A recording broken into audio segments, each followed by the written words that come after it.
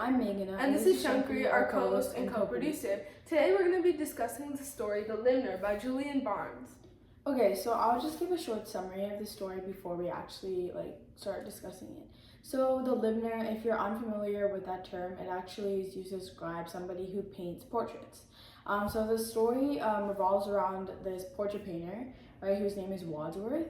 And Wadsworth, he's deaf, and then he doesn't speak because he's unable to kind of say words. He can only make certain noises that resemble words. He lost his hearing after a bout of sickness. So he originally had it, but then as a child he was affected by the sickness, and then he became deaf. So Wadsworth is essentially he takes a commission on to paint this guy named Mr. Tuttle, who is a collector in the area. So basically he sends himself and he's going to go paint Mr. Tuttle. However, when he's painting Mr. Tuttle is keeps requesting make me look more dignified, make me look more dignified. To which Wadsworth is like, okay, I've already stretched this to the max. I'm sorry, you can't look more dignified. Obviously he doesn't express these thoughts to him, but that's what he's thinking in his head. So he actually finds himself exhibiting more compassion for Mr. Tuttle's, the people around Mr. Tuttle, like his cook, the garden boy, the maid. He finds himself actually liking them more than he likes Mr. Tuttle.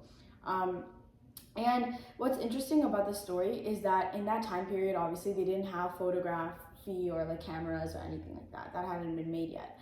So what they had to rely on in order to see how do I look like from somebody else's point of view is portraiture, because mirrors just don't do the same thing.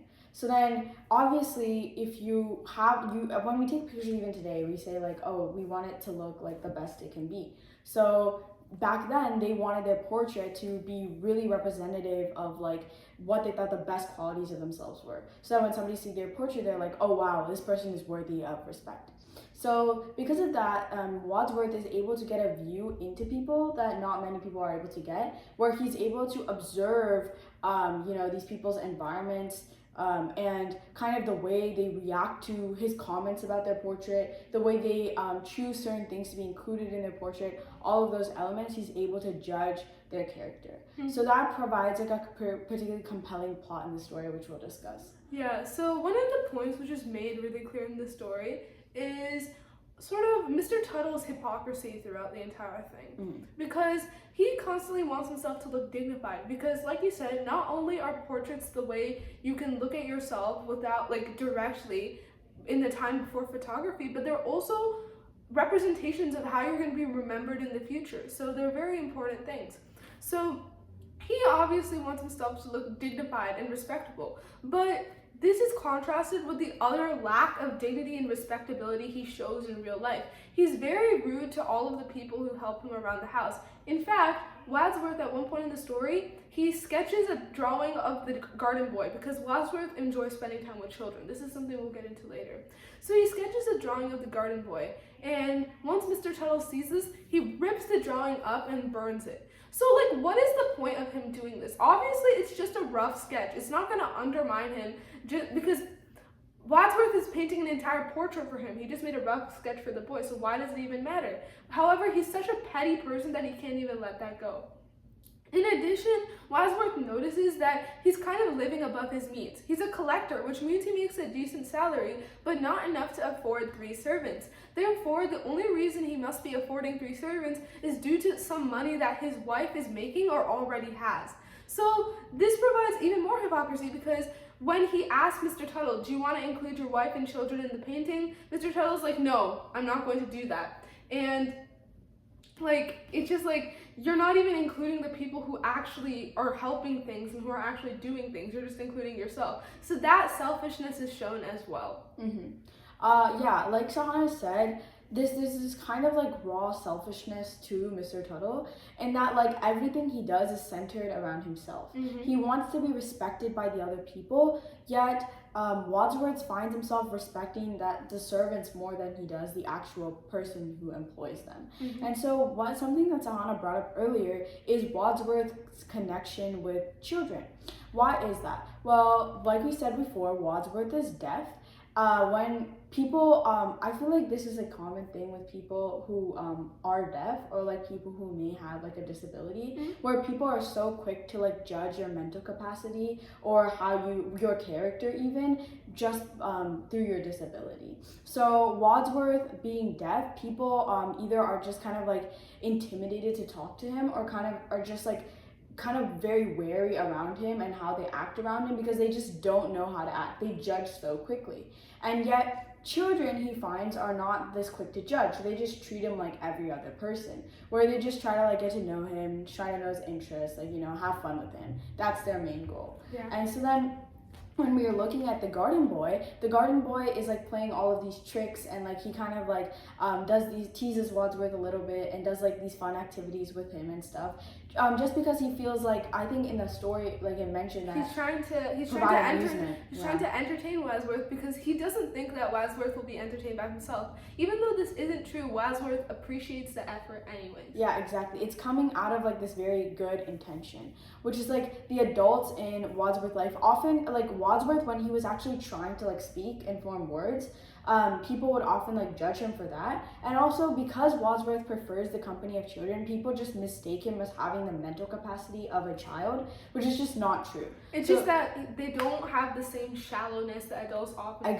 seem to have. Like another example of Mr. Tuttle's shallowness is when Wadsworth is trying to paint his portrait, right? And he's like, you know, my last portrait is going to be a portrait of my horse. Because he's kind of a traveling artist, he'll stay in an area for a little bit, he'll paint some portraits, and then if he doesn't get enough commissions in a certain period of time, he'll just move on to a new place.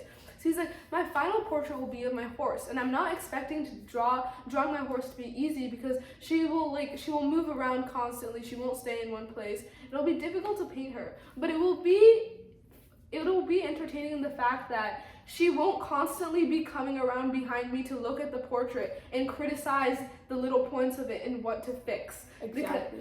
So like, it's things like that, like in things that are honest, that he finds refuge. Things like his horse and things like children, things which are true with him and aren't able to put up facades. Exactly. And they don't like disguise their like true attitude. And it's like, it doesn't always have to be like a positive thing. Like if you've ever like met a child in your life, I guess, like especially if they're like very young, they're often just like honest about what they see. Like they just tell it like how it is, you know. And sometimes that can be like kind of like brutally honest in a way. Other times it can be really reassuring. But then the one thing you can know for most children at least is that like they're just being truthful. They're being honest. Yeah, and what it is like in this story, it's that these adults are unable to deal with the reality of who they are. They are unable to deal with the reality that they are not these perfect people, and that they have flaws.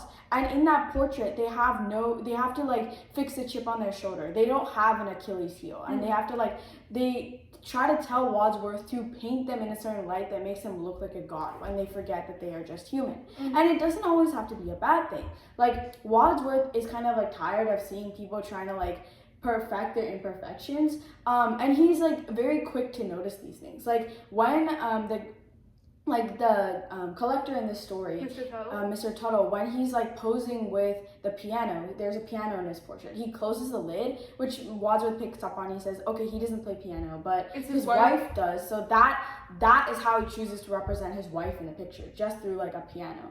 Which is like how self-centered do you have to be to like not include your own family in a portrait that you say is going to be that's going to represent you. That's going to represent who your you legacy. Yeah, and that's definitely one of the really big points of the story. And it's not just like, it's not an overall criticism of adults in general, although that's definitely a theme. It's more like the criticism of the people who we glorify. So Mr. Tuttle is supposed to be a person who we glorify, but we see how everybody around him is so much more admirable. His wife, who has more money than him, is therefore supporting their sort of lavish lifestyle. The servants, in their like innocence and their kindness to Wadsworth, and how Wadsworth ends up drawing the cook, the servant boy, and the maid, and he just tells them to quietly tuck the drawing under their dresses so that nobody will notice, right? So there's like innocence in that, and like the refuge he finds in his horse as well. And it's really funny because at the end of the story, as he leaves, he's like, I've just drawn my penultimate portrait. And if you're not familiar with that term, that essentially means that he's drawn his second to last portrait, meaning that this is the last portrait he'll draw of a person. Because his ultimate portrait, his final portrait, will be one of his horse, like he's mentioned earlier in the story. So you can kind of see how he finds refuge in all these things that people would regularly not value. And I think that's very sweet. Another really, moving back from, kind of the messages in the story and looking at the humor of it, the story is written in a very dry humor way, where Wadsworth is kind of just internally mocking and laughing Mr. Tuttle at trying to be more respectable in his picture but not in real life. In that he overreacts to a child getting a sketch of his face. At the end of the story, he's he asked Mr. Tuttle for his payment, and he's I'll make the modifications, but pay me first. Mr. Tuttle, who's already dissatisfied that he's given the portrait to the child and is dissatisfied with how he's making him seem undignified, actually gives him half his pay, and instead of 3 candles, gives him 2. And kind of Wadsworth is sitting there, and he's I know what adjustments to make. So he kind of gives him some hair on his chin, makes his eyebrows bushy and long, and to give him that older, more dignified appearance. And the claw that he's painted on the piano, that he's painted of the piano, the legs of the piano, he's done as a feline claw. But he's kind of saying in a really funny way, he's felineness, that represents some sort of ambition or kind of this rambunctiousness, and a dignified gentleman wouldn't have that. So he actually changes it to be something that resembles a horse's hoof. That can be interpreted several different ways. When I was reading it, at least, I just interpreted it as a very mocking way, in that it kind of instead of going from this a lion that's a go-getter, that's a leader, that's the alpha, I guess, that's trying to get everything, it's going to a horse or even a mule that's willing to be led around and a follower. So I read it as that. I think it's there's several ways you can interpret it, but given that Wadsworth has been making these comments inside of his head and kind of internally being bro, what are you doing to Mr. Tuttle? I just chose to interpret it in a very mocking way. In addition, the 2 candles that Mr. Tuttle has given him, instead he's I should probably put these candles out, but I won't, purely out of spite. And then he just lets them keep burning, and he's I guess these are my candles now anyways, I can do whatever I want with them. So he just lets them keep burning, so somebody else has to put them out and they'll essentially be wasted. So it's these little things. It's Wadsworth's inner lampooning of the situation, his inner criticisms, which make this entire story so interesting to read. And that lens definitely gives us so much insight, and that's one of the things I enjoyed the most about the story. The writing is really meaningful, and there's a lot of symbolism that is existent in it. Exactly, and just I thought it was such a unique perspective, getting an eye into how an artist draws a portrait and how that portrait can actually tell us so much about a person. I never really thought about it like that, so I like that new perspective that it gave me when I was reading the story. So I would definitely recommend reading this. Definitely recommend reading this. It's a really interesting read, and it's not too long either, so you can finish it in a short period and still get a lot of meaning out of it. So I'd highly recommend reading the story, and thank you so much for watching. Thank you for watching. We'll see you next time. Bye.